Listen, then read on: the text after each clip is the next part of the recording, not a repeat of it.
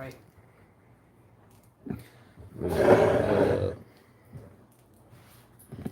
I like this. Better. Do we need that one? Yeah,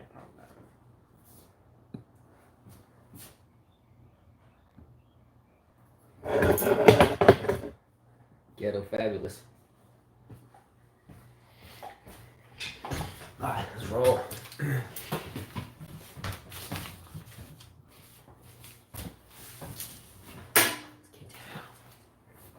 Ready to ride? Yeah. All right, let's do this. All right, hello and welcome back to another 5K tennis discussion. Apologies in advance if the internet cuts out. So if we just stop altogether, hang tight and like refresh the channel screen for like 3 or 4 minutes and we should be back on. It's been a rough internet day, at least while we've been here in this house cleaning up today. So we've taken everything off the walls and a lot of other stuff off the walls. So we just stuck something up to keep it from being a blank wall. All right? Yeah, my throat hurts. You'll be all right, though. Let's go. Come on. Yeah. We threw out a lot of trash. Still got a lot to go. A lot to go. What's up, Hitchhiker? Wayne Chia, Ying Hao. We watched Wawrinka go down. Yeah, we watched quite a few of those. We've been cleaning here and What's up, Lars? And the TV that didn't get ruined works, so we have it running like a multi-mix channel. So we've kept up with the matches pretty well today. Absolutely. Don't forget, guys, and I'm going to repeat it throughout the show. Hit the likes. Not that hard. Just hit the like. Takes a few seconds. I might as well record it. Like when I tell the tennis students, turn under the ball. Turn, get under the ball. You know, same thing. I'll just record my voice. It kind of sounds cheesy, though, doesn't it? Nah, it doesn't sound cheesy. Doesn't sound cheesy? Nah. All right. Nadal gave breadstick and bagel again today. Yeah, he looked good, but again, his opponent was not much for him. All right. Happy Friday, everyone. It's Friday, October the 2nd, 2020. Hopefully everybody's having a good day. It was a bit rainy today at the French Open, so matches are still ongoing. I started writing information for today when Garcia finally won her match after the 5th match point. So I thought that was a really good match. We'll talk a little bit about that. Shirley Francis happy as the young Gaston, the 20-year-old wild card, just took out Stanislas Wawrinka. And didn't he dealt him a bagel in the 5th? Then he dealt him a big bagel. Wawrinka was tired. All right, so I'm going to start today with a quick fantasy team update. There's about 10 players that are competing at this point moving forward for the 2 prizes, which are the identical prize, just the top 2 win those. So these people are still in it. Now, I've kept everyone else's sheets and scores. The only reason why I do that is because if someone gets the tennis racket guess right for the tennis racket, then I break the tie by looking at fantasy teams. So if I don't call your name on the fantasy team and you're still alive in the tennis racket giveaway, I still have your scores for that reason. All right, so we have Carla with 29 points. What's up, girl? Doing big things over there. I hope Iron Man keeps winning for me. Get down. That's the key right there is Iron Man and Master Splinter.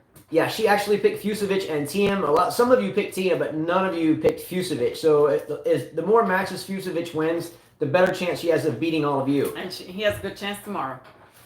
Now, JMP 1966 is still involved. He only has 26 points, and I know that's only 3 points away from her, but because you guys have a lot of the same stuff, and it's going to be tough even with 26 points to catch some of these people. But he's still in the mix mathematically. Viracelis has 32 points, so he's up there in the top spot.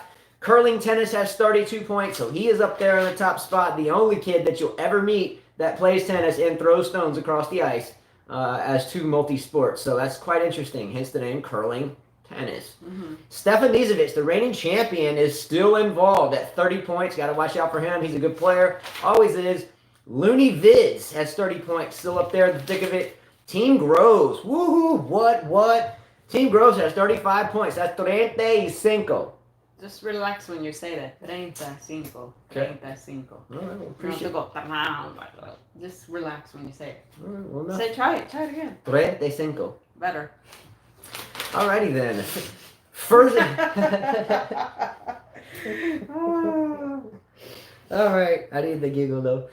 All right, Furzy09 is on the outside looking in, but nonetheless, he's in the mix. He picked a lot of one-point players, and so no matter what he does, it doesn't really matter what he does. If this girl Tig wins, though, or keeps winning matches, he picked Tig TIG. Could beat Farrell. So we got a Very chance, possible. yeah. So Tig is keeping him alive. If Tig loses, you're out. Kenneth Chow is still alive at 28 points. He has a lot of 1-point players too. Casper Ruud, I just noticed he has. I didn't. This is after the What's second. up, Team Gross and Jean and Anajat? Anajat. Go ahead. So this is after the second round completed only. So again, I think Casper Ruud actually lost today to Tiem pretty badly, right? Yeah, that wasn't even a competition. So I think Kenneth Chow would now. You might as well tear it, but I'll leave it just in case. Peter Dijkstra has 33 points. 33. There you go. Let's go. So happy about that. Feeling lively today. George Thomas is still in the mix at 30. If I didn't call your name, I still have your scores. If you want me to check my math, I will. I did it like 3 times. I had fun ripping people's stuff out. Well, he was, and I'm like, just rip it. Just rip it. The people still alive for the tennis racket. Good, G. These are the people that guessed the men's finalist and winner, the women's finalist and winner, and they still have it perfect. Curling tennis is still in it. This guy 1000 is in it. Wildlife 1 is in it. Ronnie 147 is in it. Matt Cain is still in it. He's won this before. He's won a tennis racket from us before. He's trying to add to his collection, but his fantasy team sucked, and he also has the same picks as, well, actually, no. He's unique. He has Kvitova making the final. Yes. Okay, so Looney Vids is still in it. Gene Swart, what's up, is still in the mix. Team Groves is in it. Kenneth Chow is in it, and George Thomas is in it. All right? Enough about that. Yep. All right. So we ready to go? I'm not sure why I got that message, but okay. I think she probably sent it to somebody else. Okay. Anyway, Sinner breaks. Yeah, he was down 5-3 in the third set, and he breaks back. He's 5-5. Let's start with the match. Women's. Miss Halep, like I told you guys, would take out Anisimova. I told you guys that. I told you it wasn't even going to be a match. Her next match will be big against Swiatek, but back to that match. Yeah, too much. Wasn't there a bagel in there? Wasn't it like 6-1, 6-0? Yeah, 6-0, 6-1. 6-0, 6-1. I told you that wasn't going to be a match. That Anisimova is not the same Anisimova of a year ago. After her dad died, she has not been the same. She went to the tennis courts this morning and had breakfast and got a bagel. She got lunch and had 1 French fry. She got trounced, but to be expected. But that's good because Halep is experienced. Halep wants to win another one. You know what I mean? She's tough on clay. I knew that wasn't that it wouldn't repeat what happened last year. She would do well. So good for her. Next match, I told you guys this too. No shock here. Swiatek takes out Bouchard.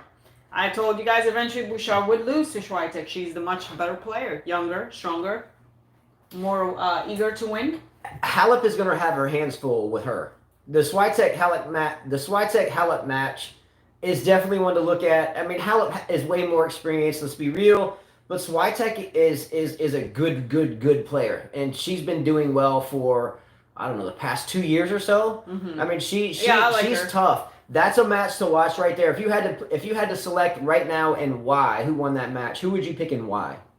I would go with the veteran Halep on that one. Just her. But I think it will be tight. It will be maybe, I'm guessing 3 sets. Halep better come to play tomorrow. Mm-hmm. I would agree with your pick.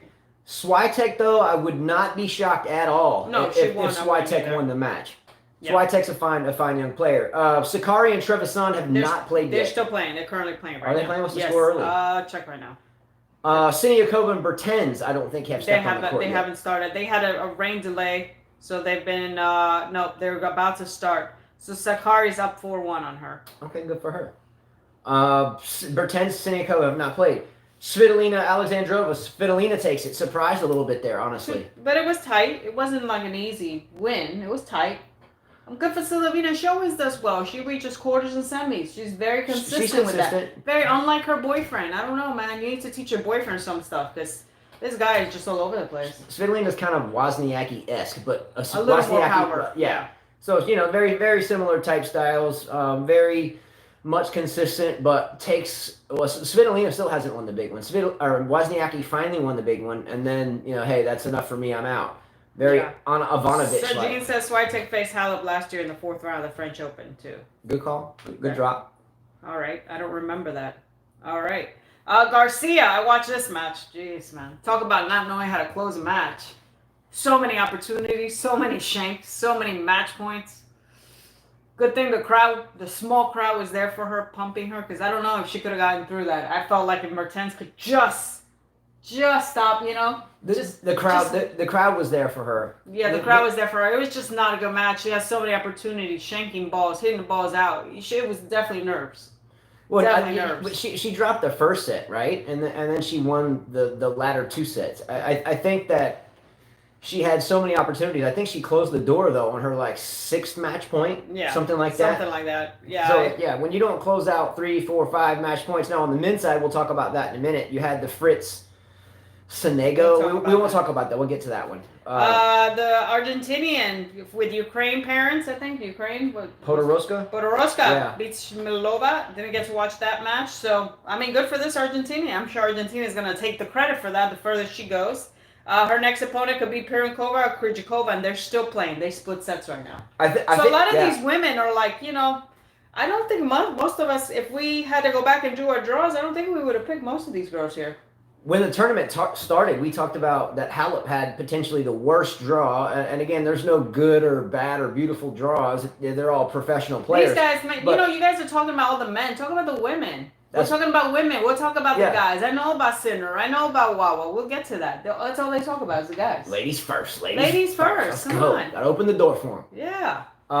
Again, the women's side as a whole, if you follow it, I get, if you're a Djokovic fan or Nadal fan or whatever, you follow it just for them. I mean, Rajesh Kumar, a lovely person, love him to death, family friend. But he only watches tennis when Djokovic plays. That's true, and he got on me. Yeah, he got on me last night and this morning. Well, Nadal is an easy draw. They both have a draw that's like, they should be cruising. There's no one there, and the draw just gets better and better for them. Yeah, it gets better and better for them. Yeah, since Carla and I have known each other, and long before we knew one another, we followed the men's and women's game. Obviously, Carla was playing on that type of level, challengers, etc. But we followed it in coaching at that level. But we followed it very intently for a long time, multiple decades.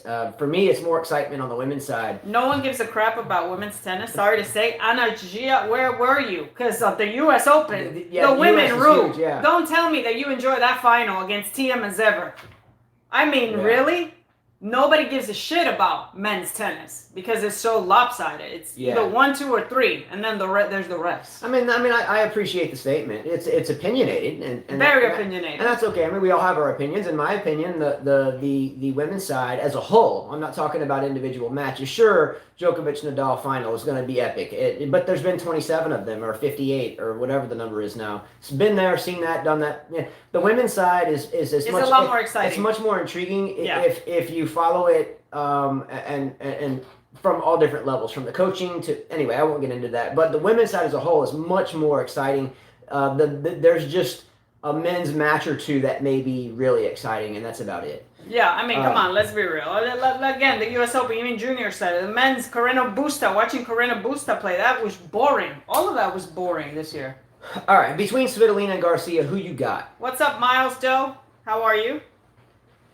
Who? Svitolina and Garcia, if you had to pick, who you I'm got? going to go with Svitolina. I think Garcia's mental, she's just not there mentally. She's not tough enough. I think Svitolina will get through it. She's been there many, many, many times. Yeah, Garcia's been around the game a lot, been in the locker room a lot. She has a crowd behind her, at least what's left of the crowd. I think 1,000 max is what is acceptable.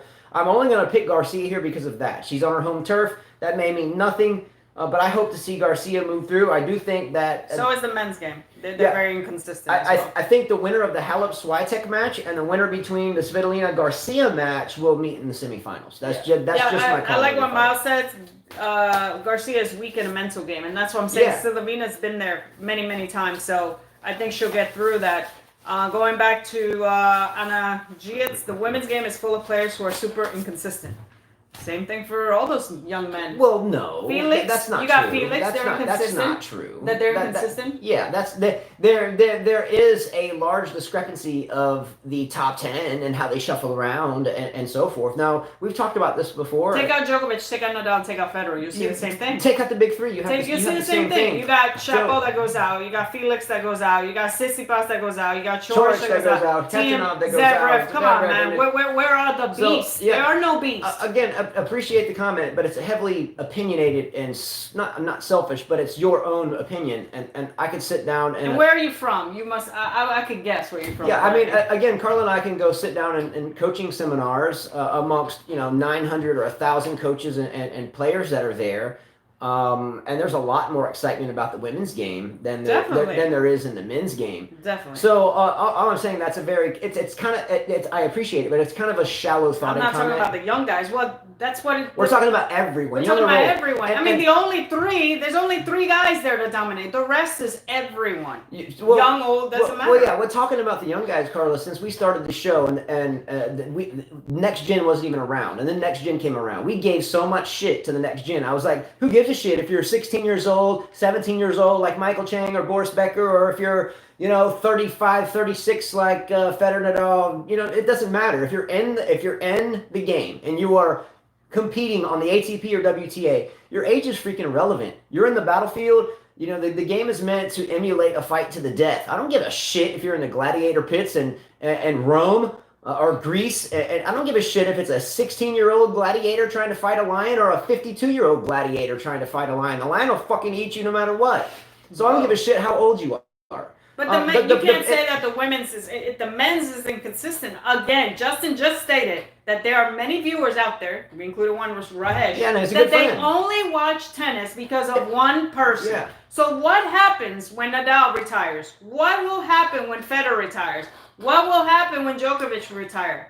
I guarantee you that men will lose a lot of fans. Yeah, and the men's game, you will see their income or their revenue go down. Yeah, and tremendously. And to further offset that, inconsistency on the women's side, that makes no sense. The Steffi Graf, the Martina Navratilova. He said they can't make the finals in one tournament, not even make the second round the next tournament. Same for the dudes. Take the big three out of it. Same for the dudes. Go back as far as you want and just take the big three. The shadow on my left, that's the lights. It's all the lights. Yeah, it's a wonderful thing to have lived through and a wonderful thing to have seen. And personally, in my opinion, right now, it's the big 1.5. Djokovic being the one, and Nadal, and on any other surface besides clay, and even then, and Federer is now like a 0.10 or a 0.25.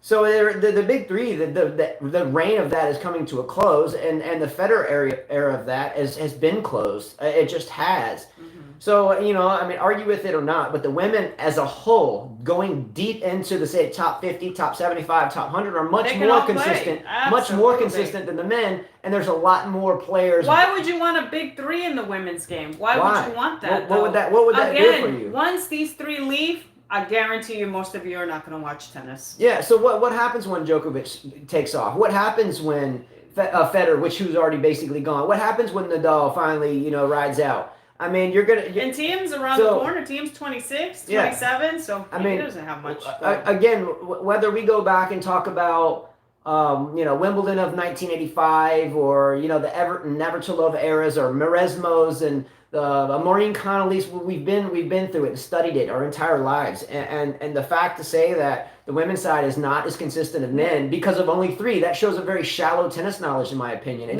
just does. That tells me one thing: you're from one country, and you like one person. Yeah. So anyway. Team Girl said, "I enjoy the women's side, but I disagree that Team's Zverev final is boring." Well, she just doesn't like Zverev. I'm sorry. I particularly don't either. No. This was a boring match. Every person I talked to, did you see the men's final? They're like, wow, that had to be the worst final we ever saw. Agreed. I would guarantee you if I did a poll right now, 90% would say that. Okay, we'll do a poll. We're going to do a poll. Do a poll. And the answers, put the number 1 if you think that the Zverev TM final was the worst final or most boring, as she said, final you've ever seen. And then a number 2 if it was an exciting final. It was an exciting final. It was good for these two young guys. I'm not saying that. Well, one's then not you said it was boring. So I'm just saying it was boring. They were pushing. Were they not pushing? We were like, when is this going to end? We even did the show. We're like, oh my God. For me, again, anybody that makes a Grand Slam final, regardless of the circumstances, you have to tip your hat to it. You have to congratulate them because they fought through 6 matches to get there and have to win a set to win it. But it was not exciting. So I can't ever say it was boring for that reason. However, we've seen... All you had to look at was at the ratings. The ratings were down. They were down here in the U.S. down like 60% or 58%. You guys just hate fun. Oh, hey, fun. That was boring. I've seen better matches, much better matches. Just put it that way. However, good for both of them. You know, TM won it. Good for him. Again, I don't like Zverev at all. Carla and I met a couple of junior players at a tournament, and one of the players was German, and one of this players had a couple of coaches, and one of the coaches was German. One of the coaches, won't mention names, but one of the coaches coached Zverev as a child. Yeah. Coached Zverev as a child. Yeah. And the coach had a really rough time with him for over a couple of years because he would whine and cry and get so beat up out of shape and go cry for this and go cry for that. And if he lost, it got so bad when he would cry. And this came from a coach that coached him at a high-level junior tournament we were at, and of a private setting. He wasn't blaspheming about it. He was just saying, yeah, he watched our show, and he was indicating how he agreed with what we said about Zverev whined too much, and the way he treated Lendl was very childish, and talked about his puppy and all this stuff. But he said it's not a shock to him because he was like that as a boy. So that's the whole reason why we don't like Zverev, because he whines so damn much. If you saw, anyways, I don't have to give an explanation. Yeah, I mean, whatever. Period. Next match. So Zverev, we were talking about. We were done with the women. Okay, yeah. Because they didn't want to get to the women. They want to get to the guys. Let's talk about Sonego. Okay, let's start with the Sonego Fritz match. So the Sonego Fritz match. By the way, I don't think I could dislike anyone more than Zverev, but I dislike Sonego big time. And we're going to talk about why. Big time. Oh my gosh. But prior to this match starting, Taylor Fritz and Sebastian Korda were the only two American men left in this major. This isn't a shock. This happens all the time in American tennis. It has, since Pete Sampras, Andy Roddick with the flashes that went up into 2001. He won the U.S. Open, and then, kind of a ghost. And, we had some glimpses with Isner and some glimpses with Jack Sock and some, you know what I'm saying? But you got just socked. You got you got a shit sandwich with old mayonnaise and stale milk, right? So they were the only two left. Fritz loses, okay? On the women's side, there's Danielle Collins and Sophia Kenin, both, slightly kind of on the snappy side, feisty side. But anyway, back to the only remaining man now, which would be Sebastian Korda. Now let's talk about the Fritz-Sonego match for a second. I'm going to start with Sonego. Holy shit. This guy, or young man rather, grunted so freaking ridiculously bad, and it should be a hindrance. So if anyone wants to correct me on the rule book, please do so. The rule, the USTA friended court to get our ability to referee, we have done so. It's been a lot of years since we have done that, but if I recall, in the friended court book, which is the USTA guidelines. I'm surprised they didn't call a hindrance on this too. The book states as this, and we'll use doubles as an example. If I'm playing and I hit the ball, if the ball, or if I'm receiving a ball, so some of my opponents or my opponent hits the ball towards me, and they make noise as I have the ball approaching me, it is called a hindrance. However, let's say in doubles, I have a ball approaching me, and I say, Carla, switch, like it's a lob. And I'm like, let's switch. But the ball is coming to me. It is legal. However, if I hit the ball and it is going towards my opponent, and we say, hey, move, it is a hindrance because the ball is going towards the opponent. Okay? Mm-hmm. Understand that. So if I make a noise when the ball is coming to me or when I am hitting the ball, it is acceptable. However, if I make a noise when the ball has crossed the net and approaching the opponent, and I go, hey, it's like someone, you hit something with someone and you don't want them to catch it and you're like, whoa, like they do to field goal kickers in the NFL. That would be a hindrance. Now, let's look at this freaking dude's grunt. First of all, this grunt was not only when he struck the ball. Yeah, the ball passed. The ball already passed the net. This would happen. Past the net. I'll show you an example. I'm going to hit a forehand. The forehand I'm going to hit out here. Okay, here we go. As Fritz is hitting the ball. The grunt would start long after the ball left the strings, long after it had traversed the court, began after the ball went over the net. It's not just him complaining about it. Let me tell you something. If I was Fritz, I would have grabbed my racket and I would have been like, come here, dude. Bam! Shut up, man. Every time he hit the ball crossed over. He hit a slice. As he's hitting the ball. That is a hindrance. Serena got called for a hindrance. You don't do that shit. I mean, seriously. Have you guys ever been out to like a sheep farm or a lamb farm or something and you're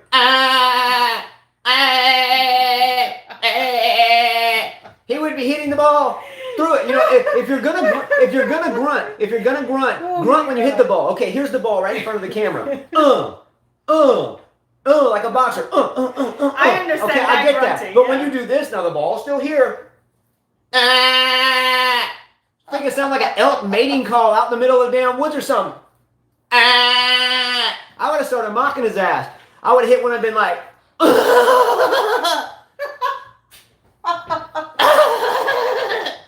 freaking hideous. Sound like freaking the Sasquatch or some shit. Oh my God. Just an absolutely hideous freaking grunt. Sound like he's taking his shit in the middle of center court. First and I said, watch Travis and grunt right now. It's bad. Ooh. I mean, Sonego, who was the other one that was grunting so bad that we were just watching? Korda? It was horrible. I was like, what the hell? Freaking, it looked like a sheep mounting another sheep and just banging.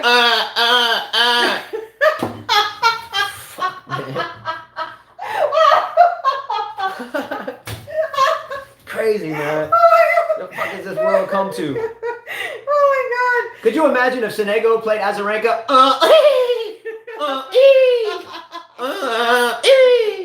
But the thing is, the grunting would never stop because the ball travel over, right? So you're still hearing that, and then she hit it, and then you want to? Can we try that? You be Azarenka squeal, I'll be his. All right, you ready? You think we can do it? All right, here we go. You ready? I'm gonna hit the forehand. I can't do it. I Okay. can't. Oh my God, that's horrible. All right, so he gets the Fognini Jr. I'm not award. faking my life. Trust me, that was horrible. It made me want to punch him. Dude. Like, I'm like, how does Fritz even hit the ball? Because the guy's hitting the ball, and you can hear the grunt now as he's hitting the ball. Man. And by the way, this match went long. I was rooting for Fritz after listening to Sonego. And then when he wins, he's like, I'm like, my God. Yeah, that's right. So I'm like, shut up, man. So he hindered his way to win the match. I mean, he won, and then afterwards he gets his match point, his like 9th one, and he converts it. So he was doing that. I'll reenact the last point. Fritz serves or however it went down. He hits it.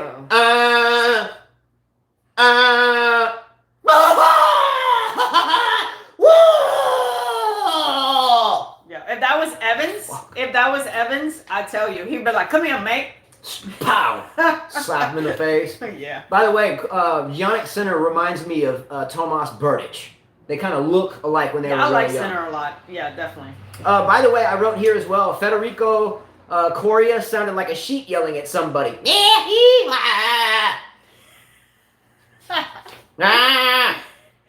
Oh man, I don't know. Schwartzman's up. We know that. Gaston takes out Wawrinka. Good for Gaston. Wawrinka's definitely out of shape. I saw you guys wrote that. He definitely, you could tell he was out of shape. He had nothing left in the tank in the fifth set. Check this out for Gaston. 5'8", 20 years old, Frenchman, wild card. 0-2 lifetime, which is very young. 0-2 prior to coming into this tournament, Roland Garros, playing at the ATP level. However, after Wawrinka's last match, Wawrinka made a point to say, I feel really good. I'm practicing really well. I love the ball. I love the conditions. And he got beaten today by a 5'8", 20-year-old wild card. France must be very, very, very happy. But what I'm going to do is the next fantasy teams competition that we do. So if Dushandre McKinney is out there, listen up because he's going to help us. The next fantasy team competition, we're going to do our traditional fantasy team, but I'm going to add a 3-point player. So you can pick up to 4 people seated in the top 20, and if they win, you get 1 point per match. Now, you can select as many people as you want seated outside of the top 20, and you will get 2 points per player. But I'm going to throw in a 3rd player that is worth 3 points, and that player must be a wild card or a qualifier. What is this for? For the next fantasy team that we Okay. do. But what I'm saying is... I don't know if we're doing Paris Masters. It all depends because we might not even have this. They're going to start next Thursday. So, it's up in the air really, Gene. And we can do it remotely too. But but it's going to be a bit tougher with no television, no... You know what I mean? Think about it. I don't know if we can Think about it. We'll see. We'll see. Yeah, they're going to start gutting the entire inside of this house out next Thursday. Mm-hmm. And where we're staying, it has no windows, honestly. But we can figure something out. Michael Walker, I did not notice his legs, no. I Who's didn't notice Gaston's legs. I just noticed he won, which I thought great for this young man. He won an Australian Open, a junior, in 2018. Never gotten this far at all in a Grand Slam. He lost at the first round in 2019 of the Australian Open. So, he obviously was a junior champion, Grand Slam, whatever, champion. So good for him. They worked hard. I heard when they were asking him questions, he's worked very hard for this moment. He deserves it. A lot of you guys say Wawrinka plays well against, the top players, but plays like crap against other players. Well, this guy was ranked 239, but you never know what you're going to get on the other side. You could lose any day. You know what I mean? Don't count your chickens. Yeah, and again, this young man, really good for him, really good for Paris. I was fixing to say Spain. But you have Garcia that's hanging in there. You've got Gaston that's hanging in there. I mean, that's a real big thing for the country of France, and so great for him being here. One thing I did want to mention is something about Sebastian Korda.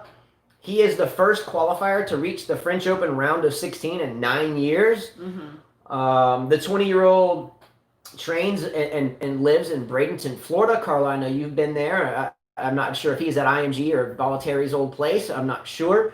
But he's in the Bradenton area as well as a lot of other people. I hope that we eventually get another champion that comes out of there. It would be nice. But his father being the Czech that won, if I remember, he won the 1998 Australian Open. Does that sound about right? Mm-hmm. 98, maybe 99. I forget who he played. I like his conduct too. I like his look.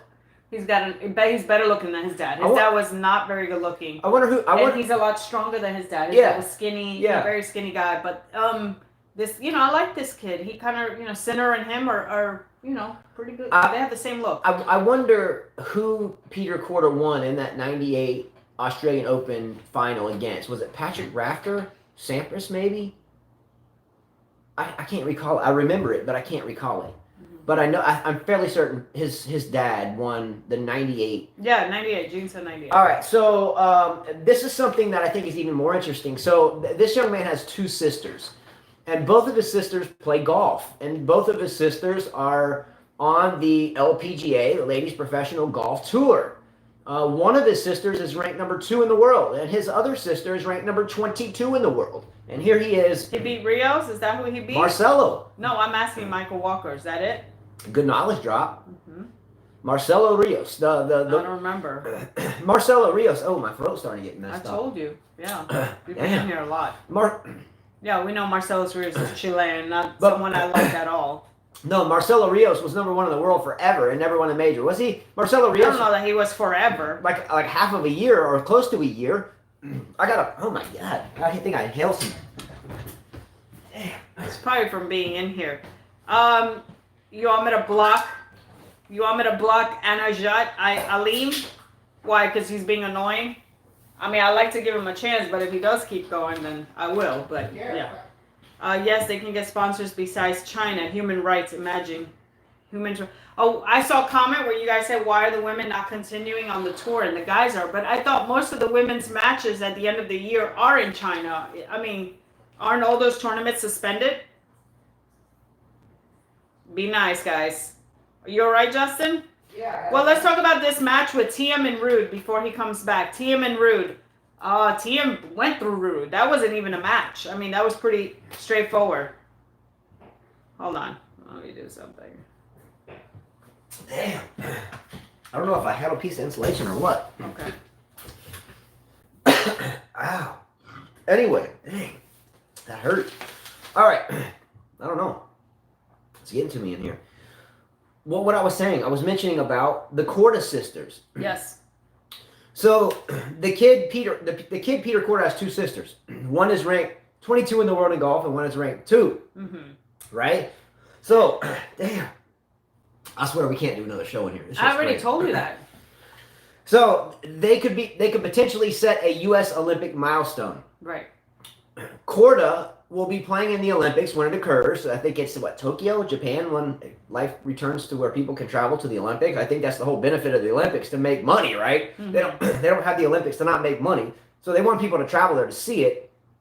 But they could be the first U.S. family to have siblings, brother and sister. Lena says it's not good for you to grunt that much, Justin. What? That's probably why you like that. Maybe. Who called that? Lena. Love that girl. Good call. That's probably why, even though there's a whole lot of stuff floating around in here. Mm-hmm. A little bit of both, maybe. But she could be right. But this could be the first American brother-sister combo that has a chance to participate in the Olympics and compete in two different sports. Mm-hmm. Absolutely. So pretty cool. So does that tell you that dad has got his thinking cap screwed on? That dad dad is a good dad? Dad is a good dad. Absolutely. I mean, it doesn't matter how rich or poor you are. If you spend quality time or spend your quality monetary gains on your children, then things like this can happen.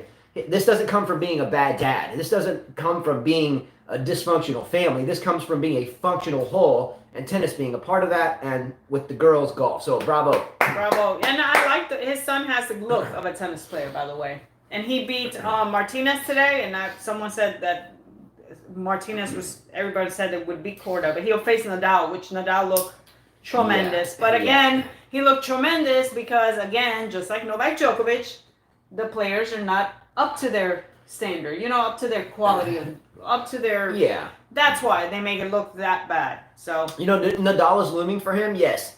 Will Korda lose? Most likely badly. But what does he have to lose? Nothing. I think the biggest advantage that Korda has here, if there is one, is he has nothing to lose. Now, can mentally he prepare for... Wait, first 09. You said all 4 Kordas won Australian Open. So his dad won the Australian Open. His son won the junior Australian Open. Yeah, he won it in 2018. Who are the other 2?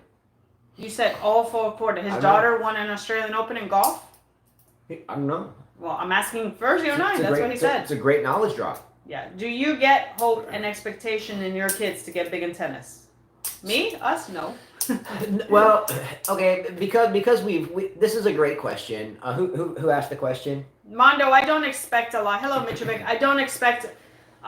We taught the older boys late, so I didn't expect too much. I just wanted them to learn the game, right? Well, there's a reason why we taught them late. We won't get into those. Well, we were working and stuff, but we were coaching. We were coaching everybody else's kids. And we learned late. We had both of our boys in baseball at a high level, AAA, travel ball, and so forth, because we just didn't have the time, and we feel really bad about that moving forward. But our 2 oldest boys are I know I'm being humble, but are highly intelligent in a way. The oldest one's at the Air Force Academy in Colorado in his first year to be hopefully an officer in the United States Air Force and fly jet. So he's on his way. He's at the academy. He did that purely on academics. Yes. Our second oldest son, Christopher, who's 16, a junior, he's even brighter than him in my opinion. Now our 12. He is, and he could be so good in tennis. Like, I'm trying to get his UTR up where he'll have some colleges look at him, but he doesn't want to train. But I'll still push him to do it. Now, Christopher, who she's talking about, every time we enter him in a tournament, he generally wins it. The last tournament, he had some crazy first round loss. I'm not making excuses, but it was a really bad deal. There was all types of delays. We got shuffled to another surface in a different location 5 minutes. Anyway, I won't get into it. But our 12-year-old Lily, our 11-year-old, is a really solid player. She hits the ball harder she than hits my the son. ball, yeah. My 16-year-old. Like yesterday, I was training. She finally got a hang of the forehand where I like it now, where it's not too loopy, and she was ripping it. I was like, man, she can hit. If I could just get her out here on the tennis court a lot more, then she can do something with college. When I train our kids, we don't think professional. We just think pay for school. Education, or at least put some eyes on you. And a lot of times we'll see parents, that are getting their children into tennis, and some coach just teaches them how to hit a forehand, and they hit the forehand really good, and the coach is like, yeah, your kids can be really great, obviously just selling lessons. Mm-hmm. And then, the parents are already talking about, their kids being a pro, and you smile about it, and you wish them well, and so forth, but we've been through it. Carla and I, the both of us, have spent 6-8 hours a day on the tennis court for our entire lives, and then into coaching, and we didn't make it. Carla made it further than I did into challengers and so forth. This guy said, how would you know if one of your kids could be a pro? Well, you don't know till later on. You won't know. You don't know. But I do see my little guy, and I'm not saying this because he's my son, but I drilled all the kids together just to see, and he already was here and doing this. At 4, he weighed the ball would bounce, and he would step into it, and he was hitting it hard, and that opened up my eyes. I was like, whoa. Yeah, and he could be something. Yeah. He definitely could be something. And our 4-year-old is already hitting the one-handed backhand relatively cleanly, topspin, and slice. So Yeah, he even slices it. At 4, he understands that, and he'll carry a rally with you back and forth with regular balls. Regular balls. So I know that I told Justin, we can't waste the opportunity with this kid. I said, because he's got it. He loves it. He begs you to be out here, and that's what makes a champion. Yeah, and he's a super big kid in terms of his size. He's like in the 99th percentile of height and 100th percentile of weight. I mean, his legs are like this, like Carla's. His arms are like this, like Carla's, and he's tall. And he gets good looks from me though. So I got that. Lars said, "Do you enjoy your coaching life now? If so, it is great. I do enjoy coaching. What? 80% of the time. Yeah. Because there's some students that are out there because they're forced to be out there, and I don't like coaching someone that doesn't want to be out there. I feel like, why are we wasting this time? Well, that's a great question too. Okay, 80% of, I would say I enjoy 90%. I don't use red or orange balls. 10 and under tennis does not work for us. We don't care for it. We are USTA members, but we don't coach at a USTA facility. We coach for ourselves. We have our own courts. Anyway, but I disagree with it. Carla, I never hit an orange or 10 and under tennis ball. Did you growing up? I mean, no, I didn't even know what that was. We were holding 12-ounce wooden rackets and hitting regular balls from the baseline when I was 4. I mean, I was 2 here with a big aluminum head and a bucket of regular balls. There's my sister at 6, and she was already winning tournaments a year later than that, and traveling all over the place with the coach. And that was with regular balls.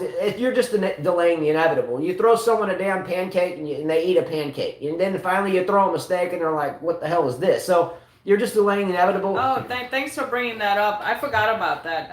Gene sent me an article. He said Peter Korda, the Czech, was stripped of his prize money and world ranking points when he tested positive for drugs. I forgot about that. And steroids. He was a skinny guy, so... Wow, I forgot about that. Yeah, but you can't put that on his son though. I mean, his son is doing great. By the way, 2 daughters won the Australian golf. Cool, that's awesome. And now, the dad won the Australian Open. Now the son is trying to do the same. It's going to be a lot more difficult for him to win the Australian Open next year. If Djokovic is there, because he'll probably. Lars said, "I finally have gotten my 2 boys, 8 and 9, playing yellow balls in the club. It's so hard, so much focus on the color balls everywhere." It is, but you know what it is? The thing, I think the U.S. will eventually get rid of it, because when you have these tournaments... I think they will. They're trying to get rid of that pyramid, because the orange ball and all those balls, when you do a tournament, they're not filling up. So they're noticing it's not doing anything there. Well, the kids are not entering it. There has been multiple... debates. There has been multiple coaching seminars that we have gotten into this same discussion. And when it's behind closed doors and those that aren't involved with the USTA-backed places are sitting amongst themselves, having a beer, having a drink, or whatever, and they're not around, a lot of it comes up as this. These facilities do this because they're networked with the USTA, they're backed by them and other organizations, and they want to sell the product, so they push the product. They make sure you have 10 and under tennis with these balls, because Wilson or Penn or whoever makes the balls has a deal with these people, and these people want to sell those things, so they push them upon people. So what better way to do? Those tennis balls probably cost a penny to make in China. They probably cost a penny for a non-pressurized ball that's just a piece of shit to start with, and then you make them get this little racket that's even more of a piece of shit, and you get a $2 racket that it costs to make, and you sell it for $40 at minimum. And then you get a can of 3 little spongy, foamy yellow balls that you can go get at a dollar store, just not with a pen stamp on it. You can go to Big Lots and get balls of little kids' dog balls for like $3 for $1. And it's the same damn thing, because there's a Penn or Wilson stamp on it with a USTA backing. Then you got to buy this to come to my tournament. And you get 3 of those damn things for like $6 or $7. So you're buying a lump of shit and you're getting a freaking lump of coal in return, but you're spending $60 as a whole to do it. And the only thing you're doing is, oh, that's so good. You can hit the ball over this little tiny net and you can hit it farther because it's so big. But my 4-year-old hits with regular balls. I was hitting with regular balls at 2. My sister was hitting regular balls at 6. Team Girl said, I saw 2 adults, a couple feeding each other the big red balls yesterday at my local courts. Well, good for them to be out there and good for them to have fun. But it's a waste of time. It's a waste of time. It is a waste of time. Look, again, we proved it with our 4-year-old. Like, he holds the racket up. I'm telling you, I feed the ball, and he doesn't even wait for it. You know how, like, most of the little kids, you say, wait, turn. No, he's already like, boom. Wow, he comes yeah, around really. it. I'm like, whoa. Yeah, I mean, by the way, we have other playlists on this channel, so if you haven't seen it, go. Well, you haven't go, seen him hit lately. Well, go to. I'm saying when he was 2. He hits Yeah. much better now, but there's some old videos of Carla hitting out there, me hitting out there, the kids hitting out there. Now, granted, we haven't done one in like 2 years, I don't Let's think. go Cecchinato, even though he lost the first set.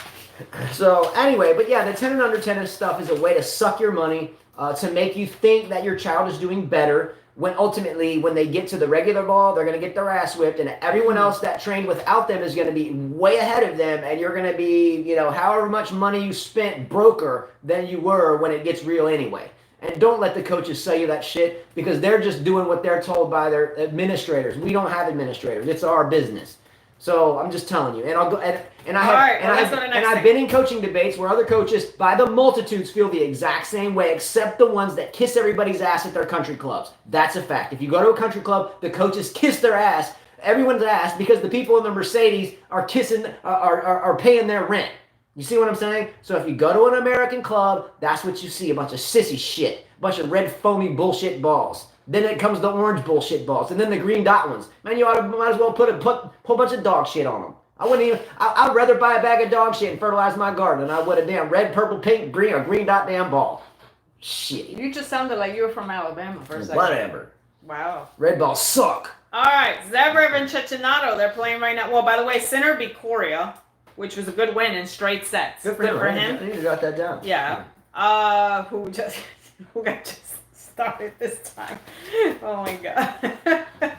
What happened? When he gets going, he gets going. It does not stop. All right, well, get some. Get some. Ric Flair. Woo! So Zverev is playing Cecchinato. Zverev won the first set 6-1. I'm hoping Cecchinato takes him out. Either way, Sinner will be a tough opponent, I think, for either of these two. Let's see, what's his score right now? 4-3. So he's serving 30-15. All right. Second set? Second set. So it could be a long match. So Cecchinato lost the first set to Zverev, and it's on serve in the second? No, he lost the first set to Zverev, and then he's up a break, serving 4-3, 30-15. So they may be at one set apiece here Maybe, shortly. Yeah, maybe. Did You know, somebody I smash hope- a racket today? I didn't see anybody smash. I gotta see this. Trevisan is a gruntometer over muscle stiff. Really? Wait, I like this. Muscle stiff Sakari. That's why I always say Sakari Yeah, always she's looks, muscle stiff. she looks robotic when she walks. Like she can't move She, quite you know, well. neither she. Look, her robotic stiffness, Sakari. It's like- it has. It's like there's no flexibility. Yeah, there. when she has the like bun, she looks like Terminator. But look. If you look at Sakari's forehand like 2 years ago and compare it to her forehand now, What's better? 2 years ago it was like buns in the air, and then she would always like Tiafo. That's because those muscles were hard to bring around, you know. But now when you look at her, especially when she has her you hair said up, she's Maresmo-like. You're Yeah, right. she is right. You're right. very good comment there. So Sakari walks like a bodybuilder. She does. Well, you see the Mario, the Mario brothers, like they make fun of this. They're like, dun, dun, dun, dun, dun, dun, dun. That's what she looks like. So she walks like Mario. Like there's no soft, it's very stiff. But her robotic forehand has settled down to a more free swinging man. forehand, so that's why she's hitting. Sakari's chiseled from stone. Yeah, probably. I agree with that. You guys are ridiculous. Oh, what? Oh, I thought us. Stiem played the tournament, won it. Next topic. Oh, you're talking to those guys. Yeah. Say, Tiem deserved to win one. Let's be real. I mean, I don't like Master Splinter that much, but he deserved to win this U.S. Open. Yeah. You know what I mean? He had so many finals against Nadal. He deserves it. All right, real quickly. There's been Gambos and Schwartzman are playing. I see Schwartzman winning that. He won the first set, so I don't, Schwartzman, if he wins, Sonego, I hope, goes down. the men's side is about to get more exciting, but it just hasn't been very exciting to this point. Mm-hmm. But it's about to get more exciting. On the other hand, for everyone that says women's tennis sucks, it's really much better throughout all rounds than. Well, let's talk about tomorrow's matches. All right, real quick before we talk about tomorrow's matches. Yeah. There's been a lot of buzz around, I guess you could say, the tennis world because of a lot more usage of the underhand serve lately. Some like it and some disagree with it. And I know Rafael Nadal made a comment, and I know that Djokovic completely agreed with Rafael Nadal, so it was nice to see those guys on the same team. So cute, so cute. They're getting along. So well, nice. Nadal better agree with Djokovic. No. So the question is, does anyone think it's a problem to serve underhanded at all? Myself, when I was, I guess, 23 or 24, I think of 24 or somewhere in there, I had played. I don't know, probably 70 matches in like a half a year. Just played a lot of tennis. And I started having shoulder pain. I ended up having a completely torn rotator cuff, by the way, and had surgery shortly thereafter. But I was playing a tournament. It was the Thanksgiving tournament that you played. Mm-hmm. Was in a final. I couldn't serve. I was about to default. My dad was there. And I was like, I'm playing. I'm going to play this damn match. Played the match, lost the first. I had to serve underhand the entire time. I told the guy before I walked on the court, I was like, man, I'm going to play this because it's a final, and I'm going to at least shake a hand in the net, or at the net at the end of the match, no matter what. I lost the first set 6-0, bageled in the first set. Finally, like when I was down 3 or 4-1 in the second set, I found out that if I hit a lot of hucked underspin and kicked it near the tee, then he had a tough time getting to the ball. Anyway, I just did that from the rest of the time. I ended up winning the second set and actually won the third set with the bagel and won the tournament. I think underhand should be used. If it's perfectly if you want to use it all the time, if you want to use it, fine. There's nothing wrong with it. Yeah, I mean, usually people will light it up. For me, I just found a very weak spot, and it took me a set and a half to figure that out. So there's no rule against it. Do it at will. I like this. Someone said it keeps the returner honest. Yeah. This guy said, yes, honestly. Absolutely. And especially someone standing like way back. Yeah, like Nadal. Nadal serves 27 feet behind the baseline or some crazy, ridiculous number up against the fence. Christopher has a special way of doing it. Like, he'll put his hat down. Like, he'll act like he's going to serve, and then he goes, Ch-! So you don't expect it at all. Yeah, one of our sons, one of the 5 kids, one of our 5 children, Chris, he was a really good tennis player. He's lazy. Yeah, really good tennis player, but he'll wear a hat, and when we know when he's about to do it because he'll pull his hat down because he wants to be able to see a little bit, but not so that his opponent can see his eyes. So he'll kind of like he'll go ahead with the fake ball toss. He'll throw his hand up, but not release the ball, bring it down and chuck it under. Yeah. Yeah, so it's totally legal, whatever. It's risky because someone might plaster it. So, anyway. Yeah, I saw Kiki Bertens is doing well against Sinakova. Let's talk about the next match. The matches for tomorrow. All right, let's do them rapid fire, and I want you to name them right off the bat. Don't even look. Let's do them rapid fire. You ready, Carla? Djokovic, Galan. Djokovic. Garin, Khachanov. I'll go with Khachanov. Bautista Agut or Carreno Busta. Batista. Kind of a double name. And they both not good on play, by the way. So Batista is not competition for Djokovic, for those of you that think so. Altmaier or Berrettini? I'll go with Berrettini.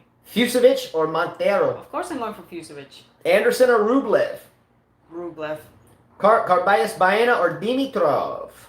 I'll give it to Dimitrov. Maybe he'll do well. Badin or Tsitsipas? Of course Tsitsipas.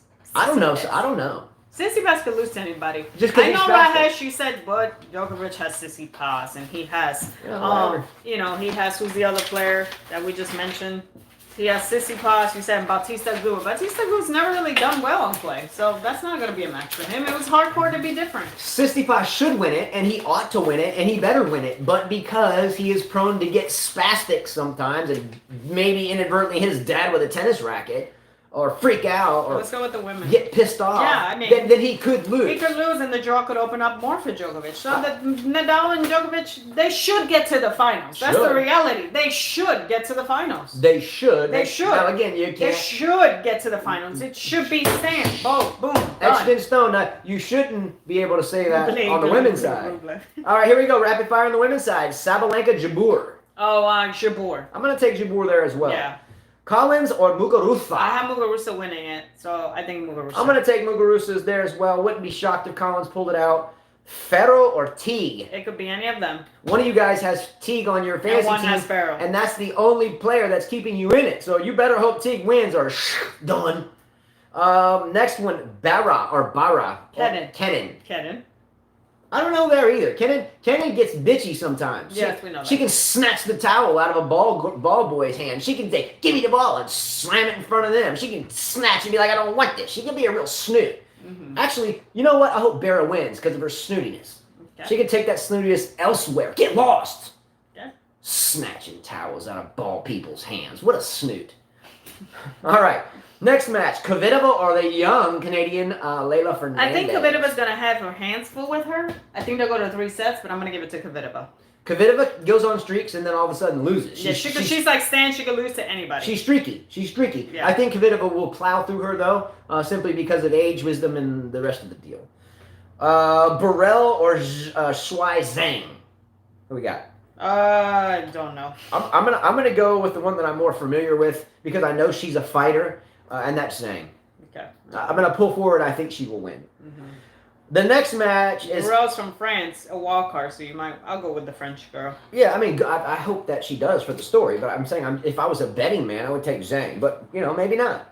Martic and Siegemund. Again, I have this. Let's go Martic. Yeah, let's go Martic. I have this kind of crap spot in my head for Siegemund after the double ball bounce thing. Mm-hmm. I mean, Mladenovic, even though she lost her cool and lost her edge because of that one bad call, she was still up 5-1. But Siegemund, it was obviously a double ball bounce. For her still to be here is very questionable. Mm-hmm. At least questionable for the chair umpire that should have caught that but didn't. Anyway, but I hope Martic wins. Let's go. Martic could win the whole damn tournament, by the way. Mm-hmm.